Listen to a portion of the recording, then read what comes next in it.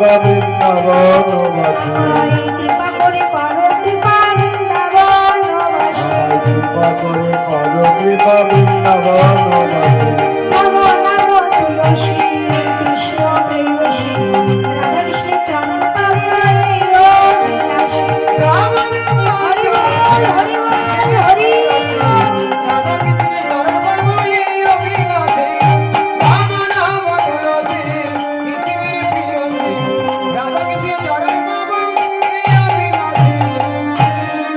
নমো নমো তুলসী কৃষ্ণ প্রেয়সী।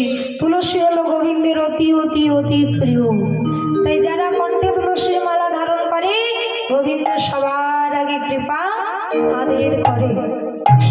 এখানে সবালের কণ্ঠে তুলসীর মালা আছে তো? সবার আছে?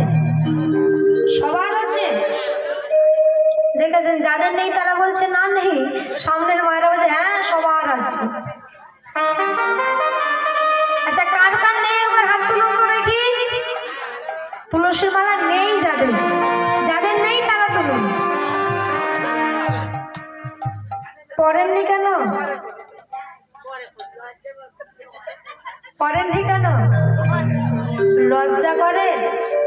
হ্যাঁ, খারাপ দেখায়? সোনার চেন পড়তে লজ্জা করে না? কেন করবে? সোনার দাম এখন কত হাজার টাকা ভরি। আর একটা তুলসীর মালার দাম কত?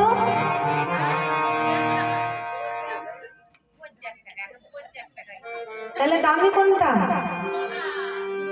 তাই সোনাটা পড়লে আমরা বড় গর্ববোধ করি, তাই না?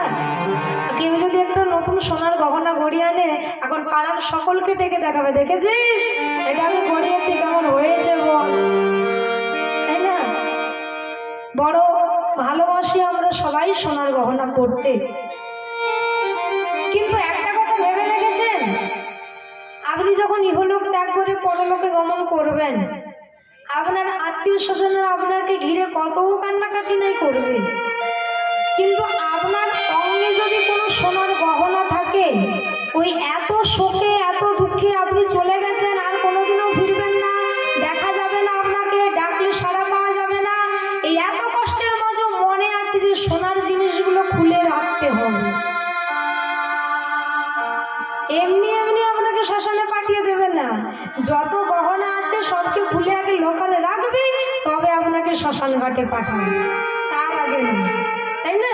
কিন্তু কণ্ঠে যদি একে তুলসীর মালা থাকে,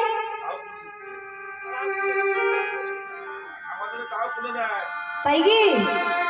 কিন্তু হরিভক্তি বিলাস বলছে, হরিভক্তি বিলাসের নবম স্কন্ধে 197তম শ্লোক বলছে, কি বলছে? যাদেকাং তুলসী কাষ্ঠং মধ্য কাষ্ঠং চ হেশ্বই দাহ কালে ভবেন মৃত্যু পাপ কোটি যুধস্য। আমাদের কেউ না কেউ মারা গেছে, আমরা দেখেছি ছোট থেকে যত বড় হয়েছি, আত্মীয় স্বজনের মধ্যে পাড়া প্রতিবেশীর মধ্যে কেউ না কেউ মারা যায়। আর মারা গেলে কোথায় নিয়ে যাওয়া হয়? শ্মশানে গিয়ে চিতা সাজিয়ে মৃতদের মাথাটা কোন দিকে রাখা হয়? উত্তর দিকে।